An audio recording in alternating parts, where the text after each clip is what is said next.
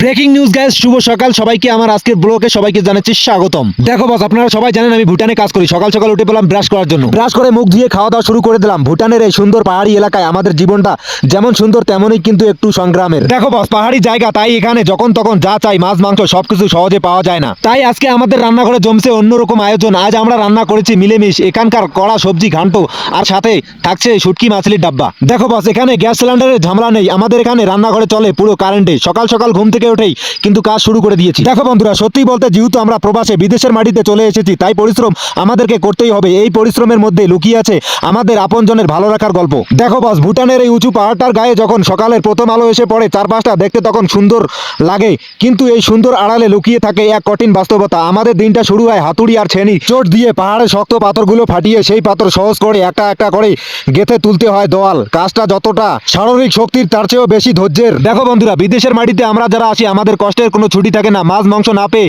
শুটকি মাছলির ডাব্বা দিয়ে ভাত খাওয়া কিংবা কনকনে ঠান্ডা ভোরবেলা উঠে কাজে নেমে যাওয়া সবকিছু আমাদের মেনে নিতে হয়।